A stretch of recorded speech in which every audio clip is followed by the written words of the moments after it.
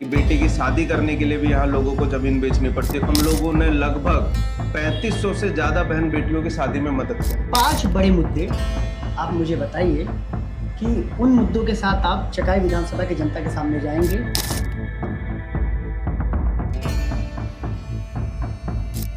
आपकी आवाज को सुनने आ रही है प्रभात खबर इलेक्शन एक्सप्रेस। देखते रहिए प्रभात खबर इलेक्शन एक्सप्रेस। नमस्कार, मैं अमन कुमार पांडे।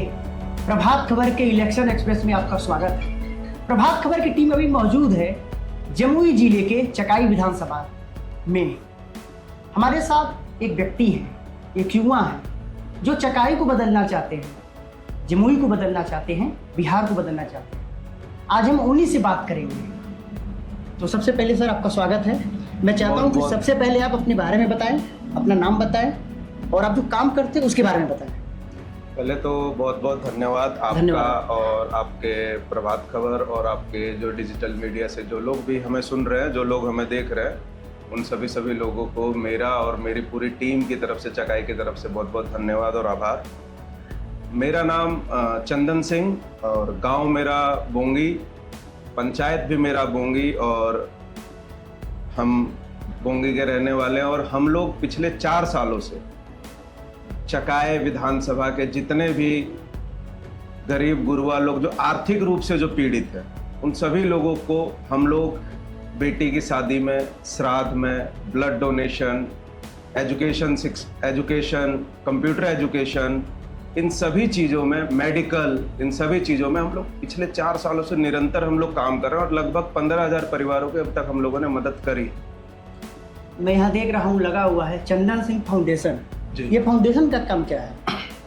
चंदन सिंह फाउंडेशन ये हमारे नाम पे ही फाउंडेशन है और इसी फाउंडेशन के माध्यम से हम लोग जो आर्थिक रूप से जो पिछड़े लोग, किसी भी जाति, किसी भी धर्म के लोग, उन सभी लोगों को हम लोग प्रयास करते हैं कि जहाँ तक हो सके, क्योंकि अभी हमारा एरिया आप देखिएगा कि बेटी की शादी करने के लिए भी यहाँ लोगों को ज़मीन बेचनी पड़ती है। उसमें हम लोग सामान देते हैं, कुर्सी, टेबल, बक्सा, गद्दा, बर्तन, तकिया, रजाई, ये सारी चीज़ें देते हैं। उसी तरीके से हम लोग श्राद्ध में भी करते हैं और साथ ही साथ ब्लड की किसी को ज़रूरत पड़ती है तो हम लोग ब्लड की भी व्यवस्था कराते हैं। अभी लगभग 10,000 बच्चों को हमने पिछले 4 सालों में कंप्यूटर सिखाया है। ऐसी बहुत सारी चीज़ें हम लोग इस फाउंडेशन के माध्यम से करते हैं। सरकार की तरफ से कितना मदद आपको मिलता है या खुद आप अपने निजी पैसे का इस्तेमाल कर रहे हैं? देखिए, सरकार से इस फाउंडेशन का कोई लेना देना नहीं। चंदन सिंह फाउंडेशन जो भी करता है वो या तो मेरा निजी पैसा होता है या मेरे साथ जो लोग जुड़े हो, जो लोग चाहते हैं कि एक्चुअल में चकाई का कुछ डेवलपमेंट हो, चकाई में जो आर्थिक रूप से पिछड़े जो लोग हैं, उन लोगों का मुख्य धारा में अगर वो जो लोग हमारे साथ जुड़ के लाना चाह रहे हैं, वो लोग भी अपनी कमाई का 10% इस फाउंडेशन में दे के लोगों की मदद करवाते हैं। जब आप शादी में मदद करते हैं जी, तो क्या आपको पहले से बताया जाता है सामने वाले परिवार की तरफ से मुझे मदद की जरूरत है, या कैसे सूचना मिलती है आपको हमारे इस परिवार को मदद की जरूरत है? हमारे कुछ नियम हम लोगों ने फाउंडेशन में बनाए। जैसे कि अगर किसी परिवार में किसी बेटे की शादी है तो उसको जिस दिन शादी की डेट है उससे 15 दिन पहले आके हमें उसको सूचित करना पड़ेगा। जब वो 15 दिन पहले हमें आके सूचित कर देगा तब हम पहले वेरीफाई करते हैं कि लड़की की उम्र 18 साल प्लस होनी चाहिए, क्योंकि 18 साल से नीचे विवाह करना बाल विवाह को बढ़ावा देना। इसलिए हम लोग सबसे पहले सुनिश्चित करते हैं कि उस बेटी का या बहन की उम्र 18 साल से प्लस होनी चाहिए। उसके बाद हमारी टीम उस गांव में जाके, उनके घर के आसपास जाके वेरिफिकेशन करती कि एक्चुअल में जिन लोगों ने मदद के लिए हमें अपील करी है वो सही में उस लायक हैं या उन्होंने सिर्फ ये देखा कि फ्री में बट रहा है, जाके ले लेना। एक ऐसा घटना या कोई ऐसी घटना जिसमें आपके पास आया हो कि मेरी बेटी की शादी है या मेरी बहन की शादी है और उम्र 18 के नीचे है? देखिए, आज तक हम लोगों ने लगभग 3500 से ज्यादा बहन बेटियों की शादी में मदद करी। 3500 से ज्यादा? 3500, 3500 से ज्यादा बहन बेटियों की शादी में हम लोगों ने मदद करी है। लेकिन आज तक हमने एक भी ऐसी मदद नहीं करी जिसकी उम्र 18 साल से कम हो। अगर कोई व्यक्ति ऐसा आ भी जाता है तब हम उसको समझाते हैं, उसको बताते हैं, क्योंकि 18 साल से कम उम्र में शादी करना बाल विवाह को बढ़ावा देना है, लेकिन साथ में जिस बहन बेटी की शादी 18 साल से कम उम्र में शादी होती है उनको आगे चल के शारीरिक बीमारियां भी बहुत सारी हो जाती है, तो हम लोग उनको समझाने का भी काम करते हैं। 3 से 4 महीने के बाद बिहार में विधानसभा चुनाव है, और जब आप सामाजिक काम कर रहे हैं तो क्या इसका एक दिशा राजनीति की तरफ भी जाता है कि आप इस विधानसभा से उम्मीदवार होने वाले हैं? देखिए, या जब आप दावा ठोक रहे हैं? जब हमने फाउंडेशन चालू किया था तो उस समय तक हम लोगों की कोई मंशा नहीं थी, मेरी कोई मंशा नहीं थी कि हमको यहाँ चुनाव लड़ना है या यहाँ पे कोई राजनीति करनी है। लेकिन जैसे जैसे हमने फाउंडेशन चालू किया, जैसे जैसे लोगों का जुड़ाव हमारे साथ होता गया, जैसे जैसे हम क्षेत्र में घूमने लग गए, तो धीरे धीरे हमें आभास हुआ कि जितनी मदद हम लोग कर रहे हैं फाउंडेशन के माध्यम से, वो हम उन परिवारों को कर रहे हैं जो आर्थिक रूप से कमजोर है। लेकिन और जो सरकारी सुविधाएं हैं उसमें भी लोगों को बहुत हानि हो रही है, और वो सुविधाएं दिलाने के लिए हम लोग चाहते हैं कि हम लोग चुनाव लड़े, और चुनाव लड़ के वो जितनी भी समस्याएं हैं, जैसे कि आप समझिए कि जितने भी राशन डीलर हैं जो भी राशन देते हैं, वो सभी लोग 1 किलो 2 किलो राशन हर कार्डधारी का काटते हैं, जबकि किसी भी प्रावधान में नहीं लिखा है कि जो अनाज दिया जा रहा है उसमें 2 किलो राशन काटना चाहिए। वैसे ही आप अस्पताल में चले जाइए, अस्पताल में ऑन पेपर, चकाई के अस्पताल में ऑन पेपर 8 डॉक्टर हैं जो अलग अलग दिन बैठेंगे, उसके साथ एक प्रभारी है।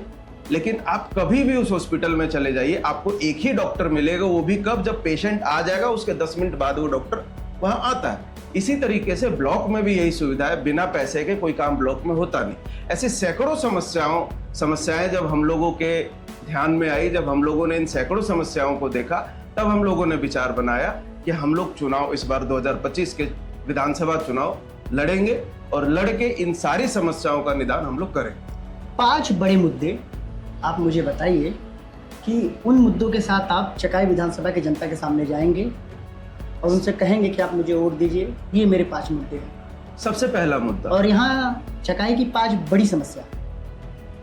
सबसे पहला मुद्दा हम आपको आप 5 समस्या बता दीजिए, फिर आप किस मुद्दे के साथ जाएंगे? देखिए, इस चकाई में 5 नहीं 100 से ज्यादा समस्या। आप 5 गिना दीजिए।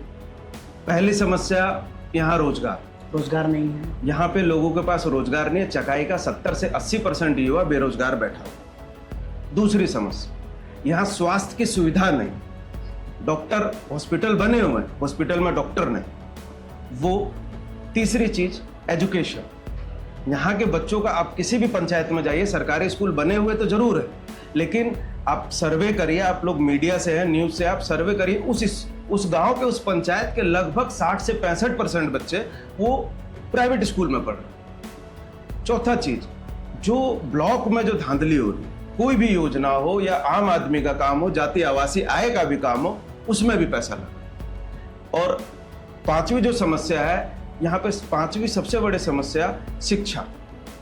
एक तो स्कूल वाला हो गया, दूसरा यहाँ डिजिटलाइजेशन जो शिक्षा है, वो यहाँ पर किसी भी नेता ने आज तक 48 साल हो गए, सन 1977 से लेके अभी तक 2 परिवार का राज हो रहा है, 48 साल हो गए। 48 साल में किसी ने भी डिजिटली शिक्षा का यहाँ कोई भी स्वरूप ऐसा तैयार नहीं किया। कई जगह कस्तूरबा केंद्र ऐसे कुछ खुले भी हैं, लेकिन उसमें एक बच्चा भी नहीं जाता। तो ये सारी सुविधा, ये जो सारी कमियां, यही कमियों को हम दूर करने के लिए, और यही हमारे मुद्दे भी।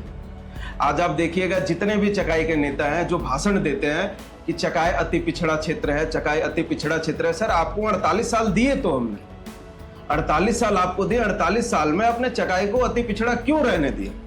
ये सारे मुद्दे, और हम चकाई को चाहते हैं कि बिहार की मुख्य धाराओं में इसको जोड़ा जाए, और जितनी योजनाएं जो पटना से चल के चकाई तक आते आते दम तोड़ती है, वो सारी योजनाएं पटना तक पहुंचे। इन्हीं मुद्दों के साथ आप विधानसभा चुनाव में, और यही हमारे सारे मुद्दे हैं, ताकि यहाँ जो चीज आज तक लोगों को नहीं मिली, उन सभी चीजों पर हम काम करें, हम लोगों को सुविधा दें, हर पंचायत में एम्बुलेंस की सुविधा करें, हम किसानों के लिए कोल्ड स्टोर की व्यवस्था करें। आज जाइएगा चकाई, पूरे विधानसभा में आप सर्वे कीजिएगा, आप देखिएगा किसान यहाँ खेती करके मजदूरी करने पे मजबूर हो गया, क्योंकि उनके पास वैसी सुविधाएं नहीं।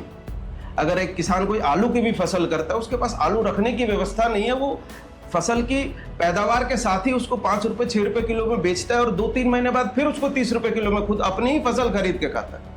अगर वो कोल्ड स्टोर की व्यवस्था कर दें, तो शायद वो किसान 2 महीने बाद अपनी फसल को 20 रुपए 25 रुपए किलो में बेचे, और वो किसान समृद्ध हो सकता है। किस पार्टी को ज्वाइन करेंगे? ये भी चुनाव में बहुत बड़ा मुद्दा है। चुनाव में देखिए- निर्दलीय जाएंगे, किस पार्टी के साथ जाएंगे? अभी हम किसी भी पार्टी के साथ नहीं है, हमारा किसी भी पार्टी से कोई अभी ताल्लुकात नहीं है। हाँ, हम हर पार्टी के नेता से मिलते हैं और जिस पार्टी के नेता से हम मिलते हैं उसके लिए हम सिर्फ समस्या लेकर ही जाते हैं कि हमारे क्षेत्र में ऐसी समस्या, आप हमारे यहाँ के प्रतिनिधि, आप इसको दूर कीजिए। बाकी हमारा व्यक्तिगत अभी या हमारी टीम का हम अभी किसी भी पार्टी से नहीं है। और अगर पार्टी को लगता है, जितनी भी पार्टियां हैं चकाई विधानसभा में जो चुनाव अपने कैंडिडेट को लड़ाना चाहती हैं, अगर उनको लगता है कि नहीं, मैं और मेरी टीम और चकाई के लोगों के लिए बेहतर काम कर रही है, चकाई के भविष्य के लिए बेहतर काम कर रही है, तो शायद जो पार्टी हमें अप्रोच करे या जो हमें मौका दे, हम उनके साथ जाएंगे। धन्यवाद आपका प्रभात खबर के साथ जुड़ने के लिए, अपनी बात रखने के लिए। बहुत बहुत धन्यवाद। चकाई की जनता किसे चुनेगी ये तो समय बताएगा। आज से 3-4 महीने के बाद जब चुनाव होगा तब पता चलेगा रिजल्ट के बाद कि यहाँ का विधायक कौन। बने रहिए प्रभात खबर डिजिटल के साथ। धन्यवाद।